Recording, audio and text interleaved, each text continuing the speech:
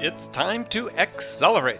Hi, I'm your host, Andy Paul. Join me as I host conversations with the leading experts in sales, marketing, sales automation, sales process, leadership, management, training, coaching, any resource that I believe to help you accelerate the growth of your sales, your business, and most importantly, you.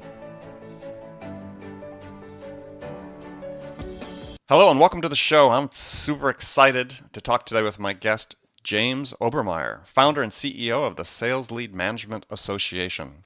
You know, there's so much action, confusion, change, and innovation in the whole sales lead management space. You know, does it belong to marketing? Does it belong to sales? Is it all about inbound marketing, or is it about outbound proactive lead generation? You know, on top of which there's been this explosion, literally, in the quantity and quality of tools that are available to help with lead management and lead generation. And Jim is going to help us sort it all out. Well, Jim, welcome to the show. Very nice to hear from you, Andy.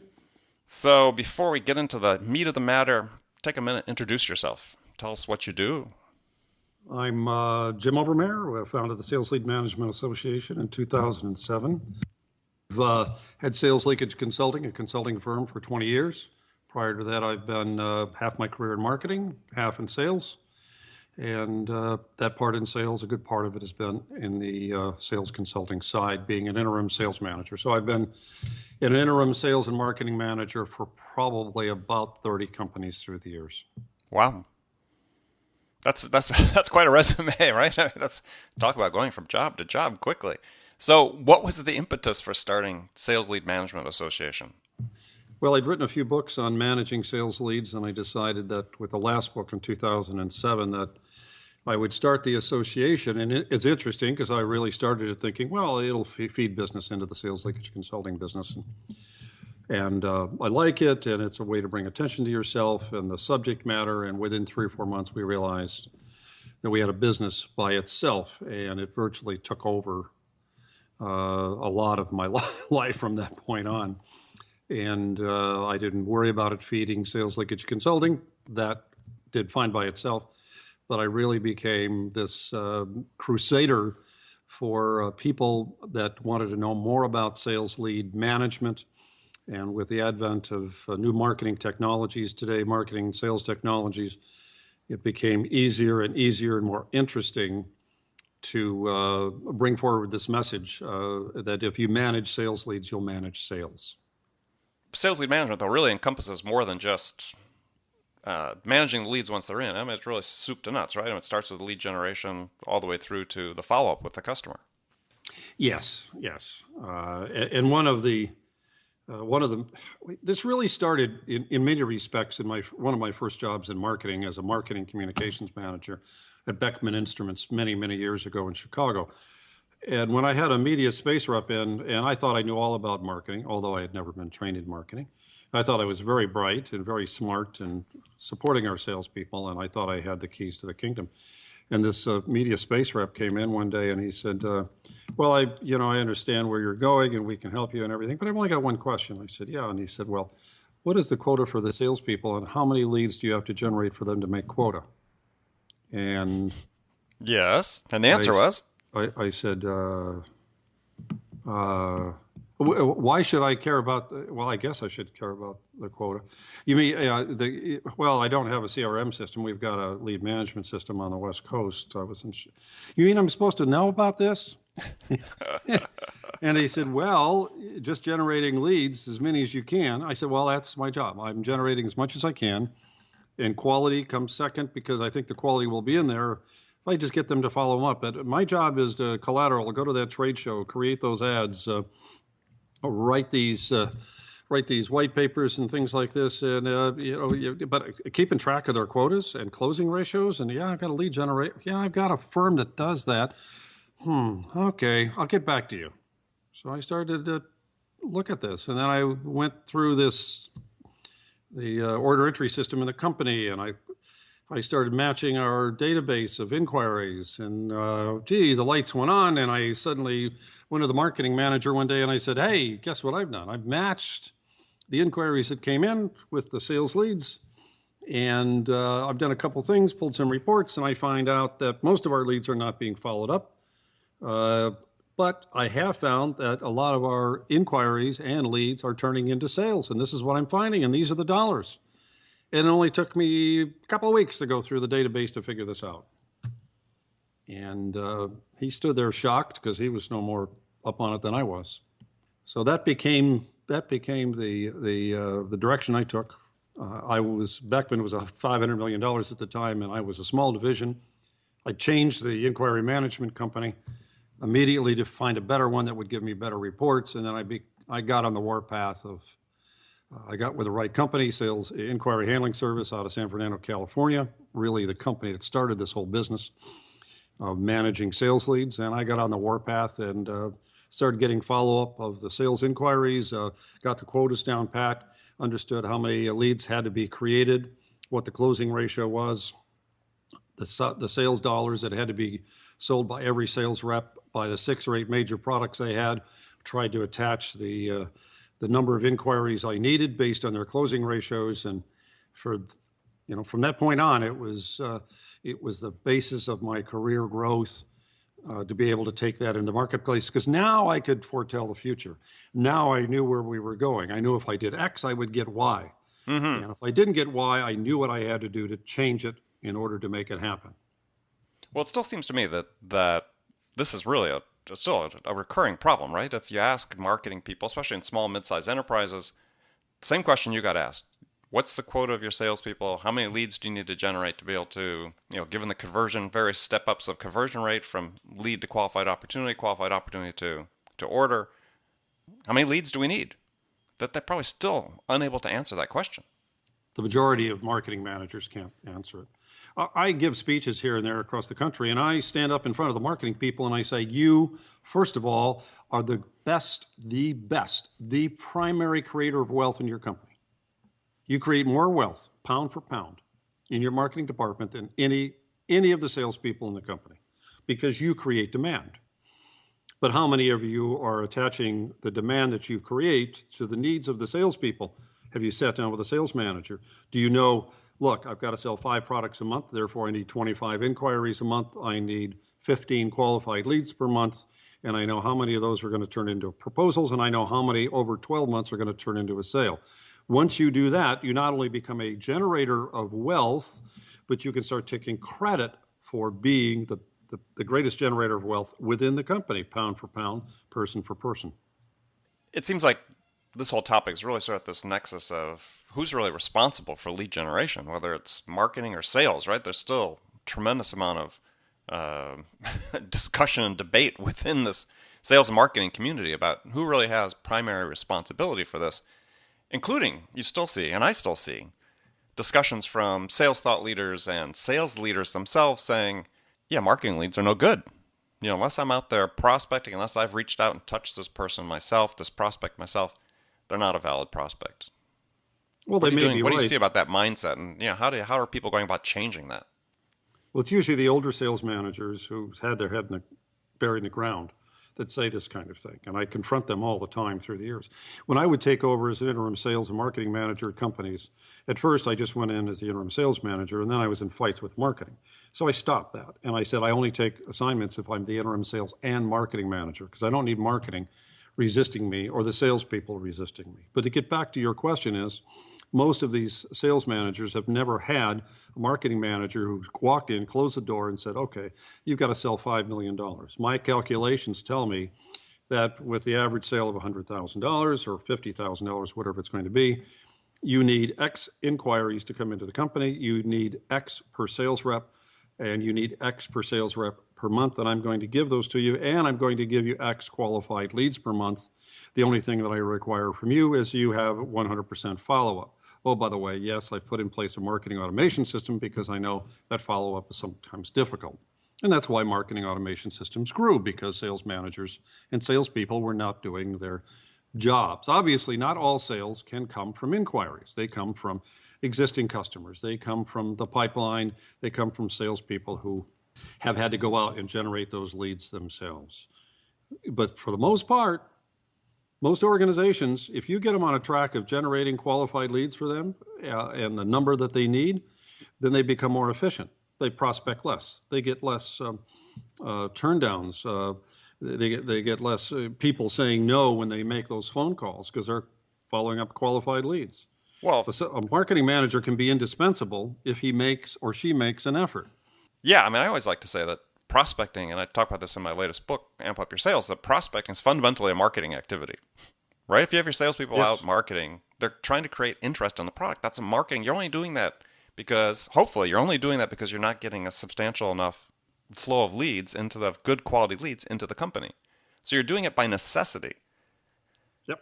And there's this real argument about whether this prospecting should be by choice or by necessity. And I think you do it by necessity. And I talk about what I call the lead deficit, right? As a salesperson, you need to understand, given the source of leads that are coming in, you need to quantify how many you need to go out and develop yourself in order to have a complete plan. Because if you're not getting enough from marketing, fine, you have to go out and do it. You got to do what you got to do to get, your prospects. But gosh, in an ideal world, yeah, marketing would be providing the entire lead flow. Yeah, they should. That's what they're getting money for. That's funny. Go ahead. Go ahead. I'm sorry. I had a company president stand up one time and say to me out in Arizona at a BMA meeting, and he said, the problem with the marketing people I hire is that every one of them that I hire costs me $50,000 or $100,000, and then he or she wants to spend $1 million or $500,000, and I never know what it's going for. So it isn't the spending of the money; it's just that they want to spend it, but they don't tell me what I'm getting in return for that money. So the marketing people can be builders of wealth, but along with that responsibility comes this responsibility to report on the return on investment. I guarantee you, for anybody listening to this podcast, in 90 to 120 days, if you put in place a 100% sales lead follow-up policy, in other words, there's 3 things salespeople have to do. They've got to follow up leads, they've got to make quota, and they've got to fill out their expense reports. And only 2 of those are really mandatory. The first one, if you have 100% follow-up with the sales leads, you'll be doing 3 to 4 times better than your competitors. Who's going to win? Yeah, well, absolutely. You know me. I mean, I talked about that in zero-time selling. Yep. The minimum standard is you have to follow up 100% of your sales leads, and you need to do it quickly. Right? Your process needs to be into place to be able to follow up quickly with the inquiries that you get. Well, ever since I've read your book, 3 years ago, I take it to every client, and it's become the mantra of when I go into clients. It's become the mantra of the blogs. It's, instinctively we've known this, but I just stopped making it an option and asking them to do it. If they don't do it, they get fired. That's all. Yeah. I've gotten rid of salespeople who don't follow up 100% of the leads, and if they give me this nonsense, I had one tell me, right after I read your book, I was managing a sales group, and a sales guy said to me, he said, well, did you talk to this prospect today? Yes. What happened? He said, well, I told him I'd get a proposal by the end of the week. I said, call him back and say you're going to give him the proposal today. He said, well, I've got to drop everything else. I said, the guy wants a proposal. Is there anything else more important today than giving him that proposal in the next hour? Can you do it? Well, yes, we'll do it. If you can't do it, I'll find somebody who can. Well, he did it.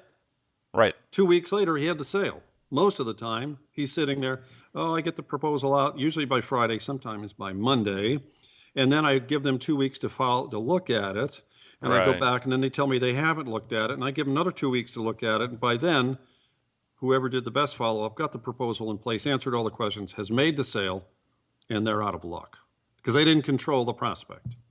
Yeah, there is, for people listening, and Jim will attest, through his experience with more than 30 companies and so on, there is no faster and easier way to grow sales than to follow up your sales leads. 90 to 120 days, sales increase every time.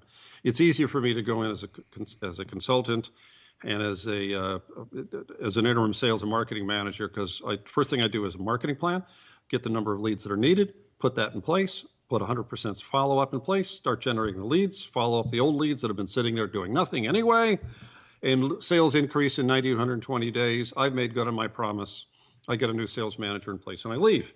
But I know that what's going to happen is they're going to get an increase in sales because we've done all the other things I find that are wrong with a company. As long as I generate enough inquiries, enough qualified leads, enough for them to make quota, the rest is going to take care of itself. Right. And I had a client, I love to tell the story about being brought into a client. They were not following up their sales leads. The CEO thought his problem was he wasn't generating enough leads. And the fact was he was. The ones he was generating just weren't being followed up. So I said, here, I can change that for you in 5 minutes. And so what I said is, here's our process. Here are the leads are being input into the CRM system, and they're being allocated to the reps by territory.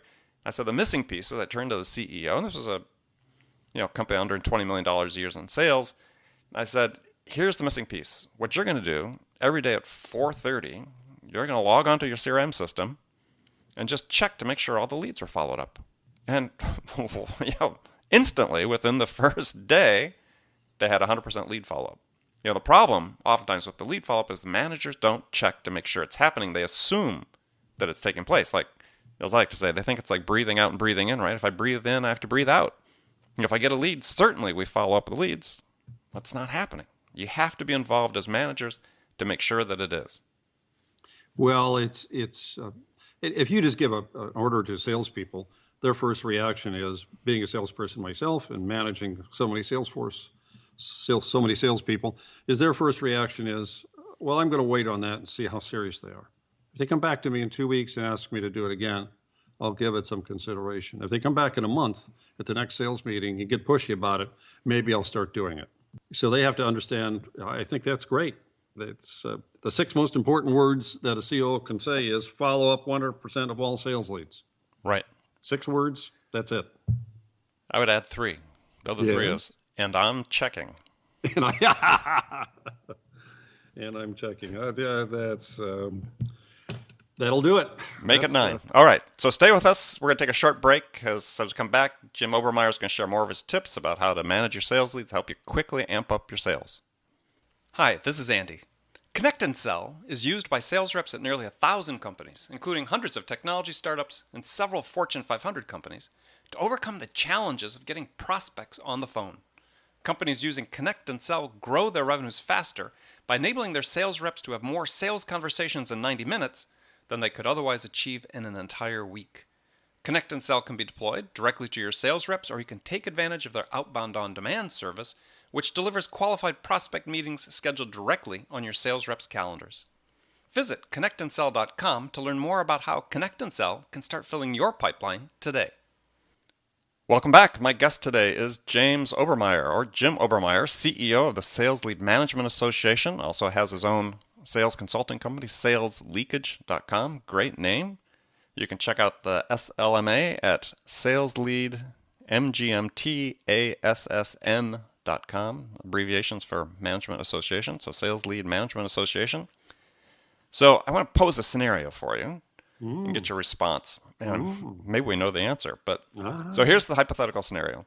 I ask this question of every guest is, you've been hired as a new manager to come into a company whose sales have stalled, right? Maybe you've been hired as the consultant even, and you're under pressure to make sure that you get things done quickly, that you can produce an impact. So what are the 2 things you do in the first week that would have the biggest impact? 2 things first week. Oh, you set me up for this, didn't you? No. Everybody's going to think this got set up. First things I do, whether I go in as an employee or I go in as a consultant, the first day I start, the day I walk in, we do a SWOT the first thing in the morning. I do a strengths, weaknesses, threats, and opportunities. I'm introduced to the company and I do a SWOT. That's the very first day. Okay. In that 4 hours of having all those people in the SWOT, I now know 90% of all the weaknesses, 90% of all the threats. I know what people are suggesting that we do about these threats and opportunities. I know more about the company than most people thought was possible. Even if they said, oh, we had a SWOT 2 years ago. It's not our kind of SWOT. We do a SWOT immediately. The next 4 hours, we create a sales and marketing plan specifically to drive sales in the next 12 months. That plan is then finished, written up the next day, and now we've got our marching orders. The next thing I do is interview all the salespeople. You say 2 things the first week. I interview all the salespeople if it's possible. I get the marketing person on board, start implementing the plan, and we're off and running. This, I've got to know where the salespeople stand, and I have to know where the company stands. And once I've got those 2 things out of the way, then I'm in pretty good shape. Even with a marketing manager that resists and gives me problems, once that marketing plan is in place, they have no choice but to execute, or they're going to be going along with the salespeople who are not executing. Fascinating. I love it. I mean, it doesn't, and this is, I think, a lesson for people that are listening to it. If you're an entrepreneur or you're a sales manager, is there's this tendency to think about everything that happens in sales. So we talked about before the break relative to your example, the salesperson who said, yeah, I give a proposal and I wait a couple weeks and then I follow up, that they keep adding time to the process. And what you described is a situation where you've just eliminated time, right? You don't need to spend 2 weeks to analyze the situation. You spent 4 hours. You have enough of the knowledge you need in order to put a plan in place. These planning exercises don't have to take weeks. They don't have to take days. I love what you described as, you can make an impact. You can make a well-informed decision about what the plan should be going forward within the first day. It's and this can be for a marketing manager who starts, the CMO that starts, a CFO who starts, the company president, the CEO that starts. Don't take everybody's word for it. Get the people in the room that know what's going on. A couple marketing people, top sales people, operations people, the finance people, manufacturing people. They're all in the room when you do the SWOT. And they're all wondering why. And they figured out pretty quickly as you get into the SWOT, exactly, you're trying to get all the problems out on the table. And invariably, the problems turn out to be a lot of weird things come up, but you're looking for the sales and marketing issues that come up because you're there to solve the sales and marketing. And sometimes it's manufacturing. Oh, well, we can deliver that product in 5 days instead of a month and a half. Why didn't you tell me? Or the CFO says, hey, I can get a proposal out in an hour. Why didn't you tell me? Or I can give you better terms. Or we can drop our prices. We can do a lot of things. Nobody told me. So this nobody told me issue gets put to bed. So the CEO coming in should start his first day doing a company-wide SWOT. And I've done these in England. I've done in it's a standard format. Anybody can do them. And you learn more very quickly. I always find out sales leads are not following up. They don't have enough sales leads. They don't have systems in place. Sales manager doesn't believe in it. Marketing manager doesn't know what they're doing from a lead generation standpoint. So, I look at it that salespeople have to make quota, and that's what my job is as a sales manager and as a marketing manager. It's from a sales perspective, I believe, as a salesperson, I believe honesty, speed of response, persistence, and lead follow-up will win me more sales than my competitors. So Sales honesty, I don't kid prospects. They know right away. Speed of response, I act very, very quickly, right along the lines of what you said in your book. I am persistent. I never give up, and I make sure my salespeople don't give up until the person dies or buys. And I have 100% sales lead follow-up. So I'm going to be successful. Whether the company is successful after I leave, because they may go back to other habits, is another issue. Right. Which we see all the time. As consultants, we see that all the time. They lose the recipe once the consultant leaves. That's right. As a sales manager, I figured out years ago the way to get salespeople to start producing is to control their day. And I can't control their day. They have to control their day. So I learned that if I can show them how to control their day, they will be more successful. If they set individual goals every single day, they'll be successful. So I start off having sales meetings, and I say, Andy, what are you going to do today? Well, I'm going to make phone calls. How many phone calls are you going to make? Well, I'm going to make a lot of them. What do you expect to do by the end of the day? Well, I expect to make X sales. I said, okay, so you're going to make how many calls? Oh, I'm going to make 28. You're going to make 28 calls. Now, you're going to guarantee me you're going to make those 28, aren't you? Yeah, then they start to wake up. What's your goal by the end of the day? At the end of the day, what's going to make you happy when you go home? When you go home, your wife or spouse is going to say, did you accomplish anything today? Are you happy? And you've got to say something. Well, I made a sale. Well, good. Is that what you're going to be happy with at the end of the day? Yeah. Once I got salespeople to do this, create their own schedules, within a couple of weeks, I don't have to look at it anymore. I double check every now and then through sales meetings. How's your schedule going? What are your activities? So if I can control their activities and they can self-control their activities, they're going to be more successful. And the root cause of all that is speed of response. I'm going to follow up all leads immediately that come in. Those that need a proposal, I'm going to give it to them. I'm going to answer their questions immediately. By the end of the day, I'm going to make sure every prospect has got the information that they need and expect. And I'm going to be probably 100 to 120% above my competitors. Right. So sales managers, I motivate them to control their time, their schedule, and their speed of response. Excellent. And I think for people listening, pay attention to this, come back, maybe listen to it again. It's really pretty simple, right? What you have to do. And Jim lays out the 4 things. I talk about my book, Zero Time Selling. There's no reason that things have to take so long. You can take the time out of your process. I was leaving a company after I'd been there for 4 or 5 months, and they actually threw a going away party for me, which was really quite nice and touching. They gave me a gift, and thanks a lot, and which is the only time I'd ever had this happen. And finally, one of the sales people stood up at the meeting. He said, "I've got to say something here." He said, "I thought I was a good salesperson. I was the top salesperson at this company when he came in." I said to myself, "He's not going to teach me anything. I hope he does better in marketing, but he's not going to teach me anything." And he said, "I figured out pretty quickly that I was not selling as much as I could. I was not controlling my day. I was not the master of my fate. I was just allowing things to happen to me all day long. Once I took control of my time, once I control of my database," this is inside sales rep who also went on. "Once I took control of my database, control of my time, and set goals for myself every single day, I have sold more than I have ever sold in my career. And that is the key to my success." And I sat there stunned. Great testimonial. Great testimonial. All right, Jim, we're going to move into the last segment of our show. I'm going to throw some rapid fire questions at you. You can give me 1-word answers, or you can elaborate if you wish, but you ready to go? Okay. What's the most powerful sales tool in your arsenal? The CRM system. Who's your sales role model? Eddie, you're not going to like this, but my sales role model is you in your book. And I'm not kissing up. It just is what it is. Well, thank you very much. Amp Your Sales is just as good. But Zero Time Selling, I quote on my radio program all the time, at least 2 or 3 times a month. So what you're doing has changed my consultancy and how I approach the marketplace. And it's also changed things at Sales Lead Management Association. Well, thank you. So your favorite music to listen to psych yourself up for a sales call? I don't have any favorite music. I don't have any time to listen to music. All right. That's fair.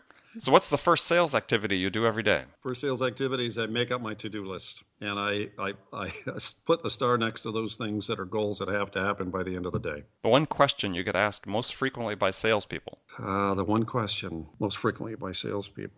How many leads am I going to get this month? Love it. Excellent. Well, good. Well, Jim, I want to thank you for being a guest on our show. This has been Jim Obermayer, CEO of the Sales Lead Management Association. Tell folks how they can learn more about SLMA as well as sales leakage. They can just go to theslma.com, Sales Lead Management Association. It's a free membership. Got 8,200 members, 100,000 people a year hitting our websites. We've had about 99,000 people listen to our podcasts. We produce radio programs. It's a free membership. We have a great time, a lot of fun, and we look forward to having you on our own program pretty soon. Well, thank you. Let's talk about this in the next couple of weeks, Andy. Thank you very much for the time today. It's very gracious of you. Well, I appreciate it, Jim. And remember, people listening, make it a part of your day, every day, to deliberately learn something new to help you accelerate and amp up your sales. I think if you listen to the show today, we helped you with that. So until next time, this is Andy Paul. Good selling, everyone. Thanks for listening to the show. If you like what you heard and want to make sure you don't miss any upcoming episodes, please subscribe to this podcast on iTunes or Stitcher.com. For more information about today's guest, visit my website at andypaul.com.